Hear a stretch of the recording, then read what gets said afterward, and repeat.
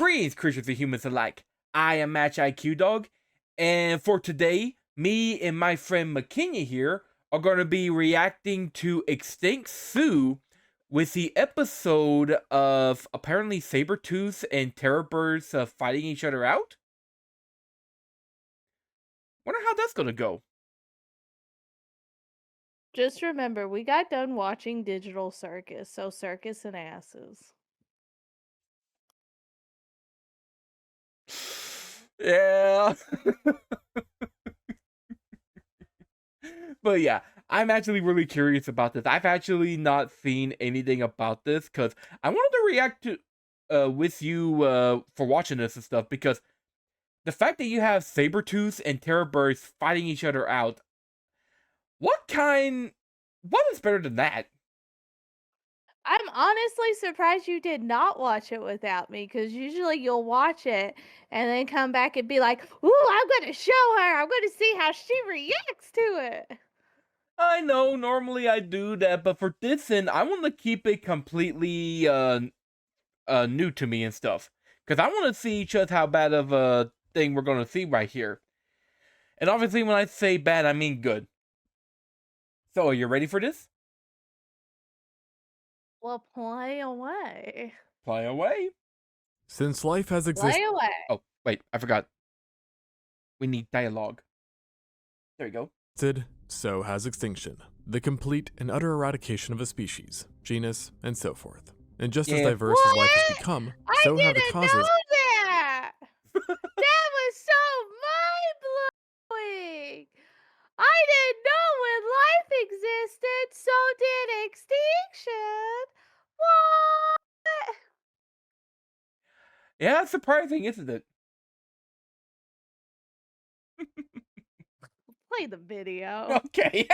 behind extinctions, with some of the more common tropes being space rocks not following the speed limits, volcanoes getting a little too hot, and natural climate change. In other words, a lot of the time, animals facing extinction are really just duking it out with nature, not with their fellow living beings. Yeah, However, pretty much. given how long life's been around, it has indeed occurred on occasion of animals killing animals to such an extent that it results in extinction. But usually it's quite local and rather underwhelming. But once upon a time, and actually not so long ago, there was a bloody battle royale which took place that led to not one, but multiple different extinctions, and permanently changed history forever, with its ramifications still even being seen today. And this ancient war, you could say, was all started by a girl named Gabby. Just kidding. Gabby is not a real person, but rather an acronym for the Great American Biotic Interchange. Might not sound like the most exciting thing ever, but trust me, it was a chaotic, bloody event. Somewhere on a stretch of road, Which we'll find out after these commercials. There's a Chevy truck, and the person who drives it. Today, if you take a walk throughout the majority of North America, especially the US, there's a chance that at some point you may encounter an opossum, a staple of urban American wildlife that is nicely adjusted to the continent. And keyword there being adjusted, as it actually doesn't have North American origins. Hey, before we continue on, how many possums have you seen in your lifetime? Several. So I have a story about a possum and my cat. Wait, what? My Yeah, we're talking about possums, right? I heard this Yes. right, right? Yes. Okay, Possums. yeah. So my very first cat, named Tiger Ann, uh, she was originally an outdoor-indoor cat, mostly outdoor. Mm-hmm. So we had a cat house built for her outside. Well, we didn't know the possums like going in the cat house. So, when she tried to go into her cat house, she got into a fight with the possum and it ripped her up real bad. We like had to do an emergency Oh. visit. Oh no, this story gets more out there. We had to do a emergency visit to the vet and everything. I was bawling, I was crying because I thought I lost my little girl cat. She was like the love of my life. She was my sweet little baby. So I thought it was the end because the vet kept saying, like, yeah, she might not make it, all that type of stuff. It might be easier to put her down. Well, my dad is a lot like me. He loves animals a lot. So he was like, no, surgery. We will take that chance. So we took that chance. And the vet was like, okay, well, she made it through the surgery, but she probably won't lift her tail up for at least several months. She's gonna be in pain. She won't crawl underneath stuff and all that. Like, she's probably gonna be laying there for a bit. Just keep an eye on her. And we brought her home, and not even 30 minutes when we brought her home, she was lifting her tail. She was going underneath stuff. Like, she was being very active. Like, she proved the vet wrong. She survived. This cat lived for about 22 years. She was a strong cat. That's But the good. sad part is, since the vet fixed her up and did surgery, the possum ripped her asshole. So when she goes and poops, she poops sideways. Oh. Mm. I'm sorry for that. Oh, I laugh about it because when she pooped sideways, it was funny. She made it look cute. Oh my goodness. I mean, people look at me weird for saying that, but that cat made it look cute. Like, pooping sideways was cute for her. And I was like, yeah, you go, girl. You showed those other cats that they should be jealous that they're not pooping sideways like you. That is one hell of a sentence. You know that? I love this cat a lot. She did survive for 22 years. Even in her old age, she would piss my mom off by going into the living room, and she would look her straight in the eyes, like straight in the eyes, would not look away, and she would turn her body sideways and start pooping right there in front of her. That's a cat with attitude. Yeah, but I love that cat. Well, I'll tell you what. The first ever encounter I had with a possum was back in the old house that me and my family used to live at and stuff. Back whenever I was a kid, so this was back at like hundreds of years ago. You know, creature and all that stuff. Anyways, we were just walking down the road and stuff, and we started hearing snoring. We looked over at kind of like the little dish area that was near us, and there was a possum just sleeping on its back, just going like. So I've I never known a possum to like snore. yeah, it was freaky. So I kind of took like a stick or something and just kind of poke around it, and then he just went like. I'm just like, okay, I'll leave you alone. Dude, baby possums are the cutest fucking things ever. Like, especially when they hiss at you, you're supposed to be like, oh shit, back away. They're hissing, they're dangerous. But I don't know, something about baby possums, they just do like that high pitch, like, hee, hee, like type of hiss. And I'm like, how can I be scared of you? You are just so fucking cute. You are begging to be petted. Hmm. And truth be told, And possums are actually beneficial. Like they mainly eat ticks and stuff, so they handle tick populations really well. So you don't have to worry about having them biting you and stuff. yeah, well, no, no. Moral of the story: don't go out and pet a random possum. Oh, They yes, can yes. be pretty.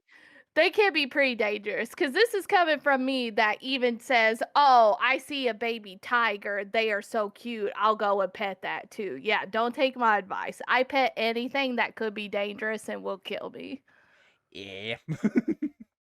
But let's But they go. are cute though. Mhm. Let's see. I think we're learning something about the possum. Rather, South American. Kinda odd, right? And what you might also observe walking around the US is that there aren't any camels, llamas, or any kind of camelid for that matter, walking about. Which is what you'd expect, not very odd. Whereas in South America, you'll find various kinds, like the iconic alpaca. And that's understating it, with these animals being near synonymous with certain countries in South America. And yet, in reality, camelids are not from South America. They're from North America. Kinda shocking, right? Well, it turns out that this example, and the opossums, are just a couple of the clear signs that this great interchange really happened. And just telling you about these animals without any more context is a bit confusing. So let's rewind the clock a bit to see just how we wound up here. And to achieve this, we need to go back to the moment right before Gabby began, which brings us to 3 million years ago. In other words, the late Pliocene. At this I'm gonna say this real quick. So he said that camels first originated from North America and stuff. Could you imagine if there were still wild camels living in North America? How weird would that be to us?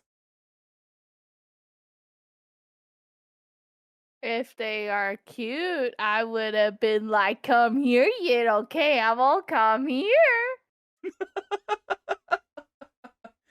I would think they wouldn't live more at the area we would live at. I think they'll live more in the desert areas and stuff.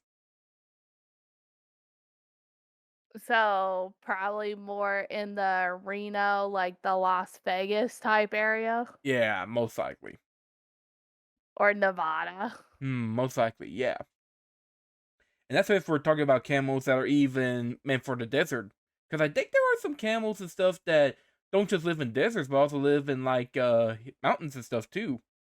I think. I will admit, my biology ain't really that top tier. Let's see. point, both North and South America were still isolated from one another, and largely had been for about 100 million years, allowing each to evolve their very own unique life. And because of this, taking a trip to either place, despite their relative close proximity, would end up in you having very different experiences. South America in particular would have been quite the mind trip, as it primarily was an isolated island that had been so for quite a while, leading to many kind of animals you simply could not find elsewhere, including endemic kind of marsupials, the Sparassodonts, Xenarthans, Leptopterns, Astrapotheres, Gondwanatheres, and the list goes on. Some of the more famous individual animals include the ankylosaur-like Leptodonts, giant ground sloths, and numerous terror birds that could be found elsewhere but held unrivaled diversity here. Now, if you were to visit North America, you would have found a whole lot less of these things, instead finding camelids, deer, horses, proboscideans, and carnivorans that came in the form of— Wait, what? Wait a minute, I got scared for a moment. What? Okay, I'm back. Oh, there you are. Is everything okay, Makenna? Oh God, no. No, it is not. Oh, alrighty. We ordered groceries and they just delivered the groceries and my husband came up here and was like, "Hey, what did you order? Cuz some of this seems like I've never seen you order this before." And I'm like, "What do you mean?" That scares me a little bit because you know what I usually order. So I went down there to look at it, and out of 18 items, they got all of my items wrong except for 2. Are you serious? So I have him downstairs because I don't know how I need to do all that. But he's trying to figure out the refund process of what we got to do. And it seems like you gotta return it to the store, so he might have to go to the store to return it. Oh, I'm sorry about that. I bet you y'all are pissed off over it. Yeah, cause all the items they did not deliver us, it was our food items. It was our meats and stuff. They delivered the drinks though, that's it. Okay. Can you do like a But partial? Oh, mm, they just delivered the 2 drinks, that's it, and then everything else, they, like, gave us this big protein thing, and I'm like, "I didn't order that." And they, like, gave us cookies and, coffee creamer, like, it's all, like, junk food type stuff, and I was like, "I didn't order that. I ordered actual meat and food." yeah. So, I got somebody else's order, and I'm pretty sure somebody got my order, so they must be ecstatic because, like, they got meat and stuff for free. I paid for it for them, so I'm trying to get that refund back because I ain't paying for somebody's meat. Yeah, but about to say, that's your food and stuff. Of course you don't want, of course you want your money back on it. But I do gotta ask this important question. What kind of cookies was it? It's chocolate chip. Oh, I love chocolate chip. Is there any way you can send it to me? No, 'cause it's a reach. I want the chocolate chip. I want your chocolate chip. Okay. Well, I kind of want it back a bit. That way we can see the animals and stuff. But yeah, I was getting a bit worried about you. But I'm glad that it wasn't anything like really, really bad, like someone freaking in the house. I thought it was It's gonna. like I'm gonna starve, bitch. Well, I thought it. My mind started going to like intruders or something. No, because I have a dog for that. He'll just bark his head off at them, and then I'll die. You need at least a weapon or something, like at least a knife. Have pepper spray. Okay, at least you got pepper spray. That's all that matters. I Let's. have to, because that dog is not going to protect me. I love that dog to death, but his version of protection is bark his head off. Mhm. And he is part German Shepherd. You would think he would know better, but no, he is a coward. I know the new pup that we have, Oreo. We're not going to be able to count on him for any protection whatsoever, because he's like a small little ball-shaped thing. I know the I intruders. don't know. I heard little dogs are more aggressive than the big ones. That's true, but with him, you can literally just look at him and just go like, psh. But yeah, but that's why me and my families, we got a bunch of guns and stuff, so we are well protected. Ooh, I should do a stream where I sell all my weapons and stuff. I think that'd be cool. Can you do that, or would you get flagged for that? I don't know. I'll have to look into that, but I'll worry about that later. For now, let's check out this camel. Instead, finding Okay. camelids, Yeah. deer, horses, proboscideans, and carnivorans that came in the form of cougars, jaguars, canids, bears, lions, and of course, saber-toothed cats. So really, they couldn't have been more different or separate. Yet, Mhm. spoiler alert, things were about to change. And actually, small signs of the upcoming chaos were already visible, for skirmishes, as I like to call them, had already taken place for a very long time, tracing as far back as 40 million years ago. And what I mean by this is that some animals had already invaded through something called oceanic dispersal, and most of it seems to have been aimed at South America. But just like a true surprise attack that you would expect from a real war, it wasn't from the north that these skirmishers came. Rather, they got flanked, and they came from the east. Because, as it turns out, most of the pre-interchange invaders weren't actually North American, rather African fauna, and they mainly included rodents, bats, and tortoises.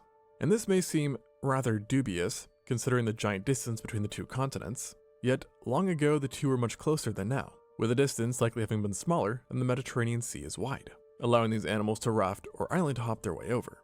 And even though this was just the rising action, not the climax so to speak, the arrival of these fauna had their own ramifications, as they outcompeted many of the South American animals, namely small marsupials, and underwent immense diversification of their own, leading to things like the capybara, New World porcupines, New World monkeys, chinchillas, and more. Now, this continued for millions of years, but then about I kind of wanted a chinchilla as a pet. I mean, you could still get a chinchilla as a pet. Not anymore. I kind of looked into it, and they are kind of hard to take care of, and I'm afraid that I won't be able to live up to the standard. You don't want to take on the challenge? You don't want to take the challenge on for that cute little chinchilla? I would love to, but I got my hands full with everything else already. I don't need a pet to watch over. And truth be told, I've always rather want either like a ball python or a sugar glider for a pet. Little chinchilla? No Little chinchilla. chinchilla? No chinchilla. No little chinchilla? No little chinchilla. You don't About want 7 the chinchilla? No chinchilla. No chinchilla? Circus and asses. Oh my god, okay. 3 million years ago, North America made its likely first attack, and it came in the form of an unnamed procyanid, the group to which animals like raccoons belong to. And similar to the earlier African arrivals, it was done through oceanic dispersal or island hopping, and represent perhaps the first carnivorous placental mammal to ever step foot on the continent. And seeing that predatory placental mammals are quite successful and pretty much everywhere today, it perhaps comes as no surprise that this procyanid's arrival sent shockwaves across the continent, especially because a part of their diets would have consisted of the eggs of endemic animals, which is even why a handful of scientists believe that the Sabertooth, i.e. the continent's largest predator for millions of years, might have. Did you see that how big that thing is? Yeah. Dude, I've actually seen a video about these. They're basically like land crocodiles that's able to run at you at high speeds and stuff. I would be terrified seeing this. You don't want to pet it? No, I don't want to pet it, and I hope you don't either. You don't want to pet. You don't want to pet that there crocodile. Okay, would you pet it? That little puppy. I'm asking about you though. I'm not asking about me. Right. But I'm gonna ask the same question. Would you pet it? We're not talking about me though. I'm talking don't about you avoid the question.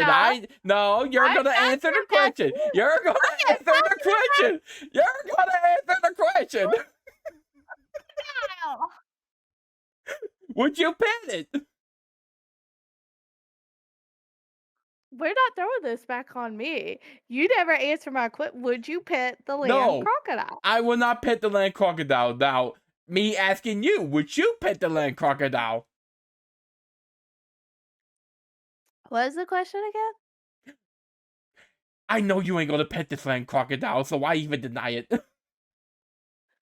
What? I've You're- gone deaf.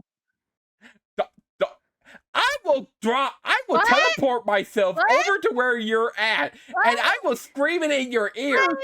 Yeah. Don't you do this to I me! can't hear you. Can you hear me now?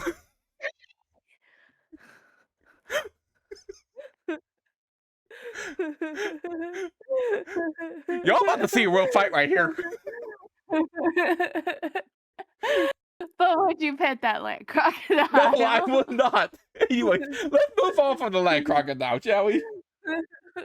For millions of years, might have been indirectly erased by these new faces, with them eating all their unhatched children. Not very nice of them.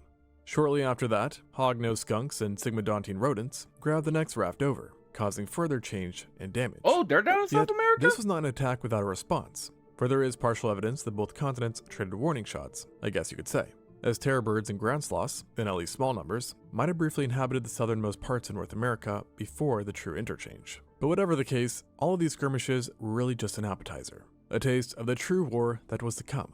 Because somewhere along the way, the two continents were called in for support and actually started butting heads, literally and figuratively, as their tectonic plates had collided.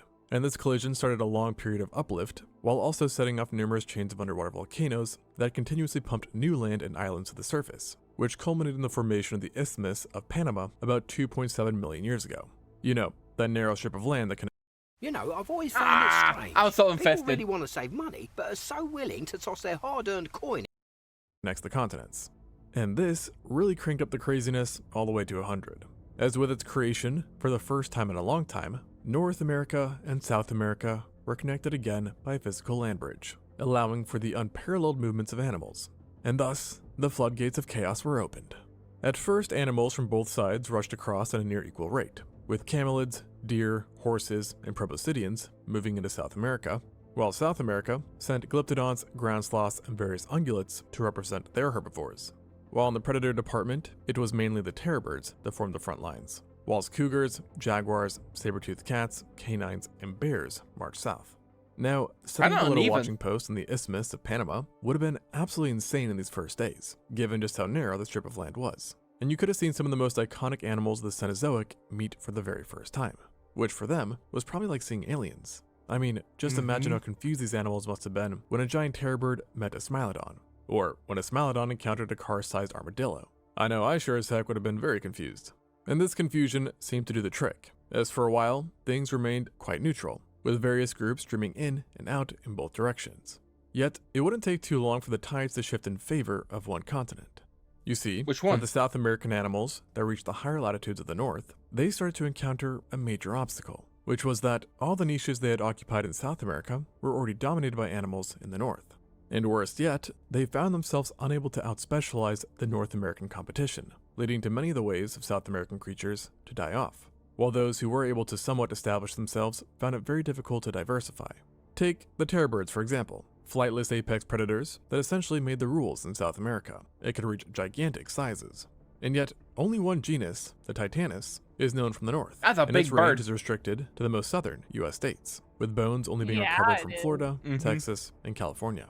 And this sort of restriction is also seen in the glyptodonts, those giant armadillos, who in South America had become widespread and highly diversified, but in the north, only the genus Glyptotherium managed to secure roots. A nearly half-a-ton member whose range was even more limited than its South American commanders, the terror birds, with fossils only being known from Mexico and Texas. But with that said, there was actually a third South American animal that did do relatively well, and that was Sid the Sloth. In other words, massive ground sloths. I love that show, Sid the Sloth. They're the sloths. Yeah. Man, that makes me want to go back and watch Ice Age again. That was a good movie. Was it a good movie? Depends on the movie you watched. The first two. Okay, then yeah, I Yeah. agree with that one. Mhm. What did you- I'll agree with that. Yeah. I think the third one wasn't that bad. I actually enjoyed it. I don't think I've ever watched the third Really? one now that I think about it. I don't think I did. It's the one with the dinosaurs. Yeah, I don't think I did. I think I stopped at 1 and 2. Okay. In that case, I'm still working on that Patreon and stuff, but we are going to be watching Ice Age Dawn of the Dinosaurs on there. We're going to get you to watch that movie. Oh, are we just gonna do a stream live action of it? Yeah. Yeah. It'll have to be on Patreon, though, because that way we can avoid full copyright issues. Oh Lord. Yeah. You don't want to risk it for the biscuit? No, I ain't going to risk it for that biscuit. You don't want to risk it for the biscuit? No, I don't want to risk it for the biscuit. The risk it for... That is not what I sound like. That is some fucking... That's some sexist shit right there. What? What? No.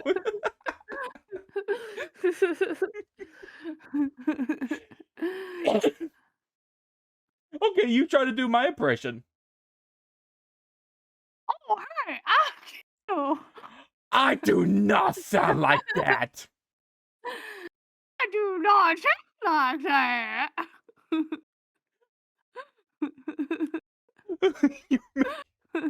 You remember me sound like a hobo? That's what you sound like. I do not. Do not.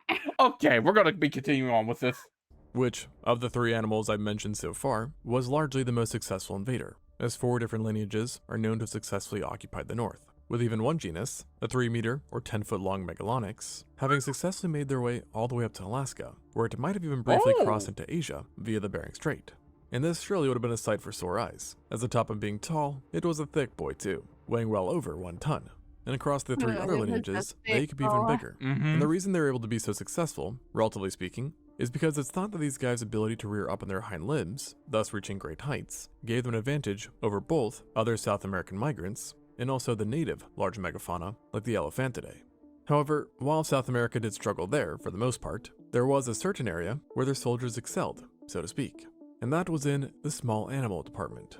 As mentioned at the start, opossums are found all over North America, and they were one of the many to come on over during the interchange, largely, Hang on, and they hang on. were one of the Hang on. I gotta make a choke. and that was in the small animal department. As mentioned at give the it to it. start, opossums are No, I wanna play. Let me shoot the ball. I wanna play. Oh God. He's like, you found can't all over take me North out of America, here. and they were one of the many to come on over during the interchange, largely owing their success to their extremely adaptive diets, ability to scavenge, and of course, play dead. That definitely helped confuse a few hungry mouths along the way. And two other little guys that did nearly just as well included the smaller armadillos and porcupines, whose unique defenses and size proved enough for them to carve out their own niches in the north. And then on top of this, a few amphibians, reptiles, and birds, including hummingbirds and parrots. AT&T's been carrying America's calls since 1876. When you've been around that long, Found decent success as well. But past these animals, Oh yeah, hummingbirds did come from the South America, didn't they? Which is crazy to me, because I see them flying all the time over here where I live at. Yeah, they're pretty popular. Mm-hmm. Yeah, Mama's got like a bunch of hummingbird feeders, and she loves feeding them there in the spring and summer times. See, there's that country at the mama.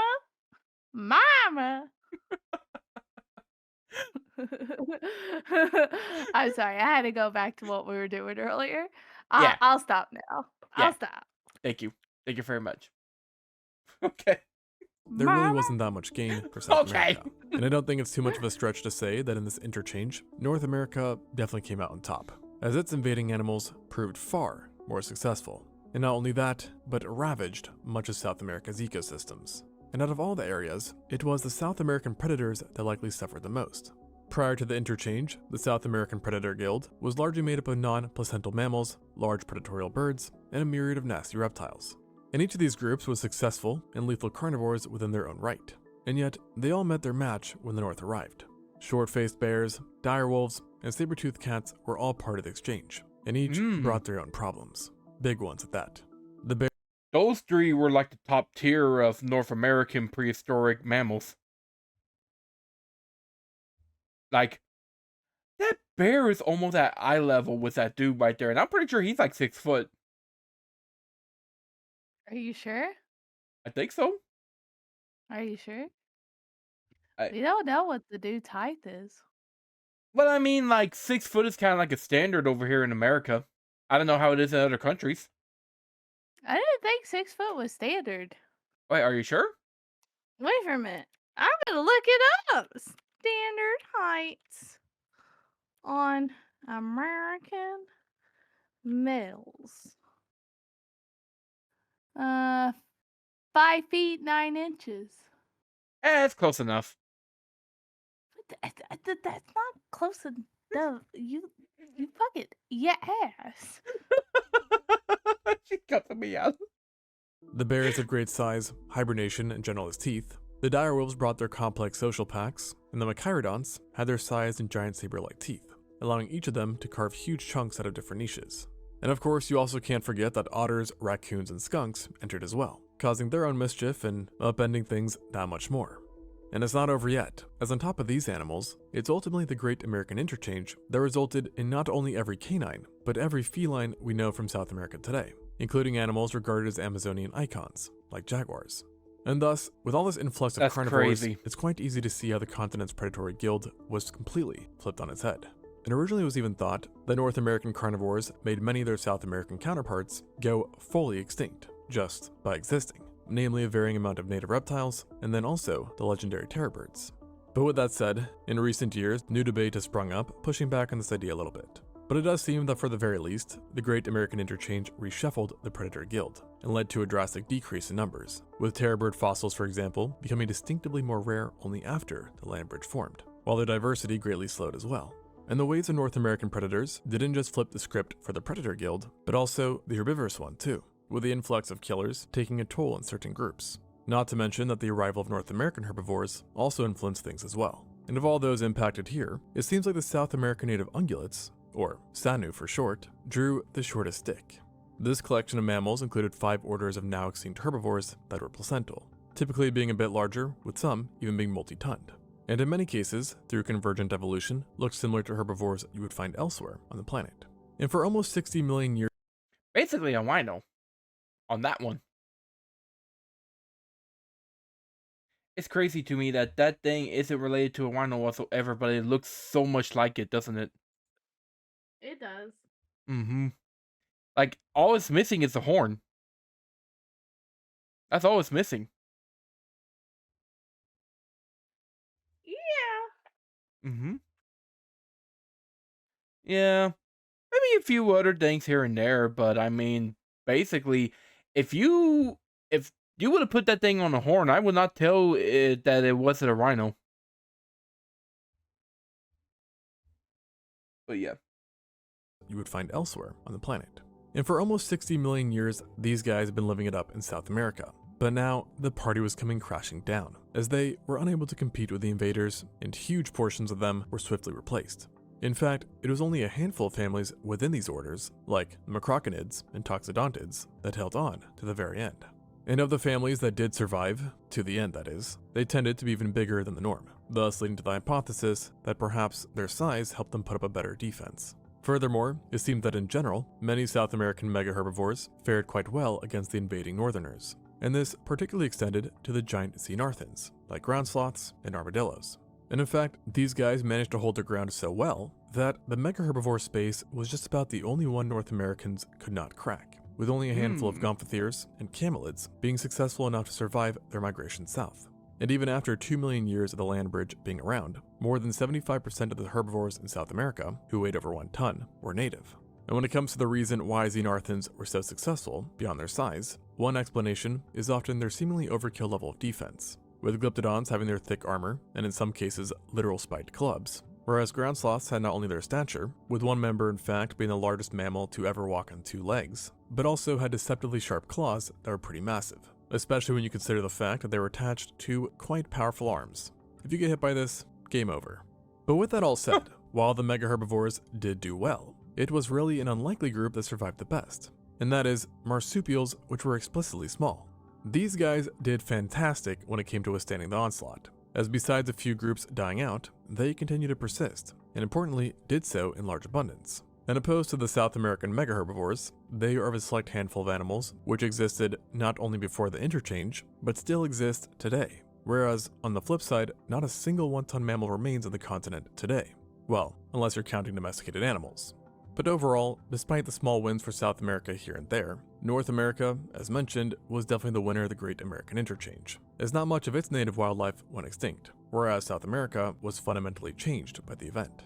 And according to some research, the continent was actually doomed before Gabby even occurred. And it Really? So it was already facing troubles before this migration happened? It looks like it. Mm-hmm. Boy, that one right there is really ugly. Like, I'm sorry, I know it's just an extinct animal and stuff, but he just looks so ugly. You leave him alone. He tries. He can't help if he looks ugly. He looks like a rhino with a boar head. Without the He tusk. probably can't help it. Yeah. But yeah. It is surprising, though, that North American animals ended up winning this whole war that went on down there. Like, when you see some of the crazy animals that are down in South America, right? Well, like the original inhabitants, they were crazy looking, aren't they? Yeah, but history changes quite a bit. That's true. Especially if you're going by millions of years in this process. Yeah. Yeah. Oh well. all comes down to just one thing: geography. Just like a real war, geography played a huge part in this exchange. That's it might have true. been what gave the North Americans such a massive advantage, doing so in 2 distinct different ways. The first reason was the climate of each continent. Now, you'd intuitively think this would be a 50-50 situation, whereas South America equals warm and North America equals colder. But it's not as simple as that, as a climate asymmetry exists between the two. You see, if a North American animal traveled down to South America, they would hit tropical warm conditions before they even stepped foot on the continent. As in the lower parts of Central America, things are already starting to heat up and humidify, meaning by the time they make it over, you already know this animal can withstand tropical moist conditions. Otherwise, they would have died off already someplace in the central regions. However, on the flip that's side, pretty if a cool. South American animal Mhm. travels north, they will still experience a preferred climate once entering North America, as the nearby Panama is already considered North America and retains a similar climate to many of the southern countries.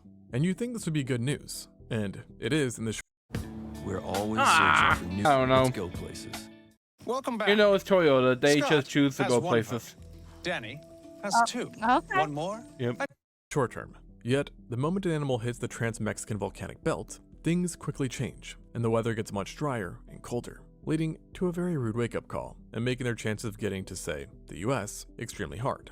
And another way to say this is that before a North American animal reached its final destination, you already knew it could handle the new climate, whereas for animals traveling upwards, you didn't, as upon entering North America, they still would not experience the shift in climate, which is not true the other way around. And this plays a big part in explaining why the Gabi ended up the way it did. Yet, the study suggested one more way in which geography altered the outcomes, and this reason apparently had an even larger impact. So what is this factor, you ask? Isolation. The isolation levels of each continent. As stated before, South America, for a very large chunk of its history, was socially distancing itself. And the last time it was connected to one of its brethren, it was to places like Antarctica and Australia, two relatively inhospitable and smaller continents, relatively speaking. On the other hand, North America, while not being what I'd say is social, did have various points connected directly to Eurasia via land bridge, which in turn connects to Africa. And what this did was that it resulted in a lot of migration back and forth between North America and the rest of the world, welcoming in new faces and exposing its animals to a lot more competition and threats.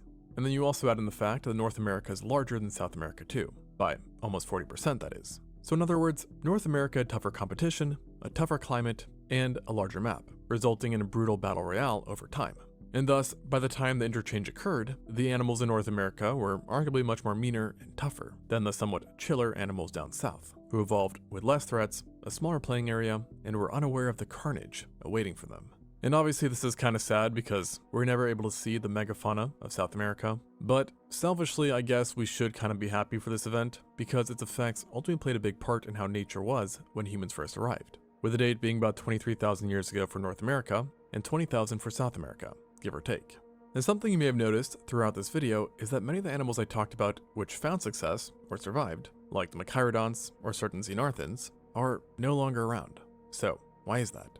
Well, it probably has nothing to do with the actual Great Interchange, but instead a series of events sometimes referred to as the Late Pleistocene extinctions. Basically, starting in the Late Pleistocene and lasting to the Holocene, the world saw a huge eradication of megafauna. And no, it wasn't just in these two continents, but worldwide. And in the Nearctic, Neotropic, and Australasia, the total extinction rate for megafauna was above 50%. And for large to giant-sized megafauna, the rate was even abysmally higher. And for years and years, researchers have sought to explain the causes behind these mysterious vanishings. And while no conclusive cause has ever been agreed upon, the main idea does usually relate to us, mainly due to our overhunting and landscape alteration. It's humans. It's always the humans. They always have a hand at it. Well, yeah. Humans always have a hand at it. Oh, man. I would not be surprised if humans in the future end up creating a time machine and cause the extinction of dinosaurs.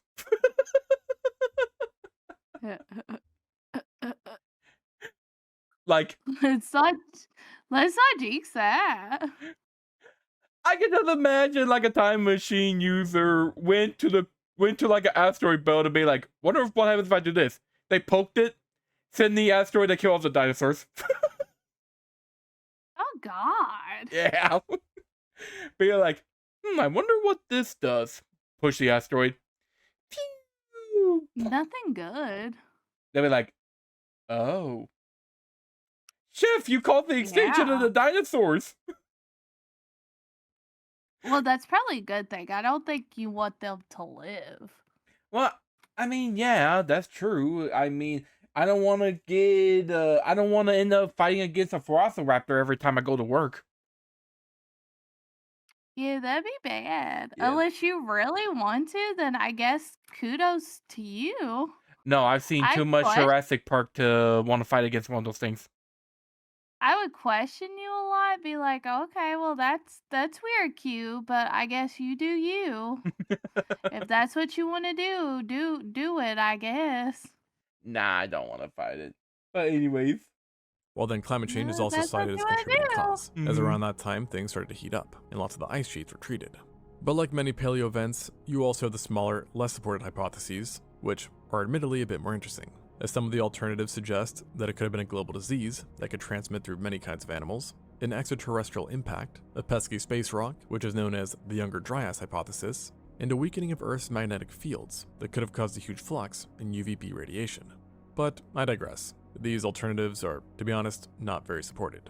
But regardless, I think the most fascinating takeaway here is the fact that, unlike most extinction events, this was not caused by Mother Nature, but rather by the simple presence of other animals, showing you just how devastating competition can be. And, on a flip side, why it's very, very important not to introduce non-native animals. Thanks for watching, and until next time, on ExtinctZoo. And I agree with him on that. We need to have control of animals that are not supposed to be in their natural habitats and stuff. Otherwise, it's gonna cause extinctions like that. So, people down in Florida, you need to get control of your snakes. Don't you tell them what to do. Well, it's to keep their animals alive. But yeah. Well, that's pretty much it for that ExtinctZoo. So, Makenna, what did you think of this video? Quite a bit of stuff. Some stuff I was like, oh, okay. We didn't got focused mainly on the Sabertooth and Terror Bird part, but at least it was cool seeing that the two of them did had to duke it out quite a bit. And it wasn't just with Sabertooth, it was also with short-faced bears, direwolves, and a bunch of other predators too. I thought that was pretty neat. Let's see. But I did not realize that skunks were also down in South America too. Huh? Who knew? The skunks. Yeah, the skunks. Let's see. Well, Makenna, I think that's pretty much it for this. Unless there's something else you want to check out. I don't think there's anything else. I think that was it. I think so too. Obviously, there's some other ExtinctZoo videos I want to check out. Like, well, I actually already checked about this one, about why water dinosaurs never happened and stuff. But I would love to do a reaction with you about it. Don't forget, apparently we're gonna do a reaction to Ice Age 3 now. Yeah, but I gotta get a Patreon fix up first about that so that we're able to do it. So it may still be a while, but we're gonna try to get that fixed. I just need to mainly figure out how to get my VTube and do a live stream on that thing. That's the only thing I need to figure out about that. But one day I'm just gonna have to sit myself down and actually learn how to do it. Let's see. Ooh, I'm pretty sure you'll figure it out. yeah, I think so. Most brutal prehistoric injuries ever survived. Golly, how is he even alive? And that artwork. Ugh.